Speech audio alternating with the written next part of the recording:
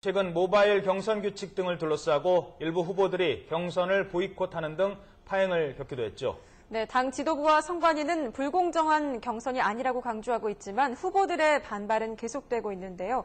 민주당 선관위 부위원장을 맡고 있는 정청래 의원으로부터 경선 관리 방안 들어보겠습니다. 국회 YTN 스튜디오 연결합니다. 의원님 안녕하십니까? 네, 안녕하십니까? 정청래입니다. 네.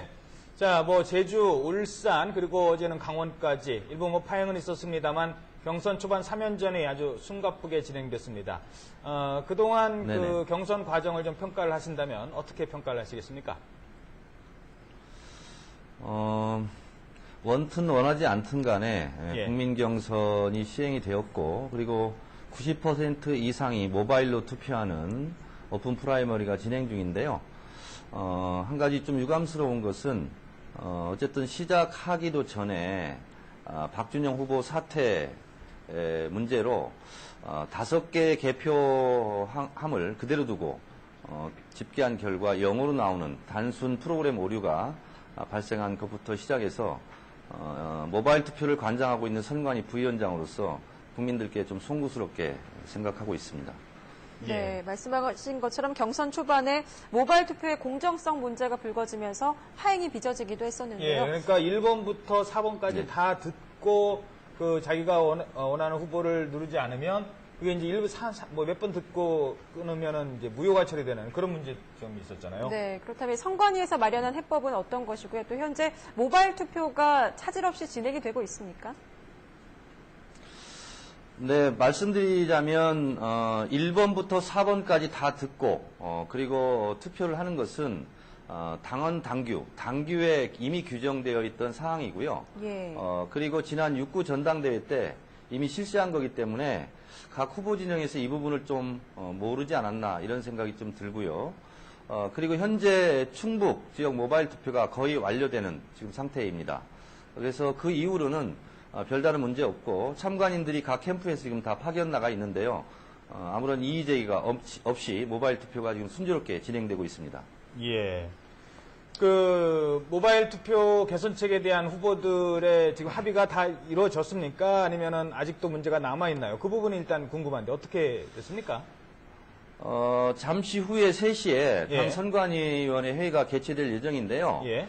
애초에는 로테이션 방식으로 하자라고 주장을 했는데 그렇게 하다 보면 이미 각 후보 진영에서 모바일 투표할 때 몇 번을 지지해달라, 몇 번을 지지해달라 이렇게 이미 지지자들에게 고지된 상태에서 예. 로테이션으로 가면 전화를 받는 순간마다 눌러야 될 번호가 다르거든요. 어허. 그래서 혼란이 가중될 수 있다.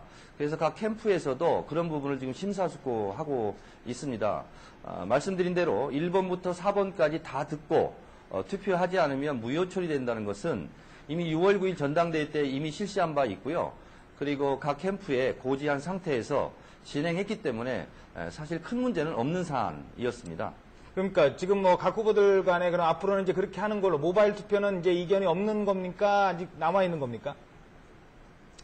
그러니까 어떤 캠프에서는 로테이션으로 하자, 어떤 캠프에서는 그냥 혼란이 계속 더 가중될 수 있기 때문에 기존대로 1번부터 4번까지 다 듣고 하자, 그렇게 주장하고 있는데요. 당 선관위나 지도부의 입장은 후보들이 원하는 대로 합의를 한다면 그 원하는 대로 해주겠다, 이런 방침입니다. 예, 알겠습니다. 네, 이런 가운데 또 새로운 문제가 지금 제기가 됐거든요. 문재인 캠프 측에서 발송한 전화투표 독려팀 운영 지침 메일이 불법 선거 운동 소지가 있다는 건데 이에 대해서 선관위 네. 입장은 어떤 겁니까? 그 문제를 잠시 후에 토론을 이제 하게 되겠는데요. 예. 일단 국가중앙선관위에서는 이 법의 소지가 있다라는 유권 해석을 내리고 있기 때문에 저희도 그것이 인정된다면 당 선관위에서도 어떠한 조치라도 취해야 되지 않을까 이렇게 생각을 하고 있습니다. 예. 자, 그동안 쭉 얘기를 했습니다만 민주통합당 경선 자체 이런저런 문제 때문에 경선 자체가 좀 타격을 입었다 이런 평가가 좀 나오고 있습니다. 물론 전화위복의 계기가 될 것이라는 전망도 있겠죠. 민주당 경선 다시 국민적 관심을 받기 위해서는 어떤 노력이 필요하다고 생각하시는지요? 사실 제주 울산 경선 때 파행을 겪으면서 오히려 전화위복의 기회가 될 수도 있겠다 이런 생각을 저는 개인적으로 했습니다. 서울의 후보 캠프 참관인들이 참석한 가운데 제주 투표 현황을 로그 파일을 열어서 재검표를 했거든요. 오히려 그것이 불신을 불식시키는 그런 중요한 계기가 됐고, 제가 생각했던 것보다도 더 그 이상으로 모바일 투표 시스템 자체가 거의 완벽에 가까웠습니다. 그러니까 어떤 유권자가 전화를 받았을 때 몇 초를 듣고 끊었는지 이것까지 다 자동으로 기록이 남고 있습니다. 그래서 전수조사, 전수 재검표를 해도 아무 문제가 없을 것 같다 이런 생각이 들고, 그래서 원래 애초에 룰을 정할 때 어느 후보 캠프라도 재검표를 요구하면 재검표를 할 수 있도록 이미 시스템 설계를 마친 상태에서 지금 진행하고 있기 때문에 저는 그런 재검표가 있을 때마다 저는 재검표를 참관인들이 참가한 상태에서 재검표를 실시할 그럴 예정입니다. 네. 현재 경선 판세를 보면 문재인 후보가 초반 3연전에서 모두 이기면서 독주하는 양상이거든요. 이 추세가 계속된다면 네네. 뭐 흥행에는 별로 도움을 주지 못하는 게 아니냐 이런 분석이 있는데 어떻게 생각하십니까? 한 가지 우리가 꼭 짚고 넘어가야 될 것이 있습니다. 새누리당 박근혜 후보가 후보로 선출될 당시 투표율이 41%였습니다. 그리고 본인이 84% 이상을 득표를 했는데요. 그것보다 10배 가깝게 많은 선거인단이 참여하는 이번 오픈 프라이머리는 기본적으로 투표율이 낮을 수밖에 없습니다. 그럼에도 불구하고 새누리당보다는 20% 이상이 지금 투표율이 높거든요. 예. 그래서 새누리당에 비교해서 흥행에 성공하지 못한다라고 말하기도 좀 어렵지 않을까 그런 생각을 하고 있습니다. 예, 알겠습니다. 선관위 또 부위원장이시기 때문에 민감한 질문은 더 이상 드리지 네네. 않도록 하겠습니다. 하나만 더 질문 드리죠. 짧게. 네네. 그 최대 승부처, 네. 앞으로 남아있는 최대 승부처는 어디라고 생각하십니까? 초반 승부에서는 전북 선거가 될 것 같습니다. 예. 앞에 했던 네 군데, 제주, 울산, 강원, 충북을 합친 것보다 3,000여 명이 더 유권자가 많습니다.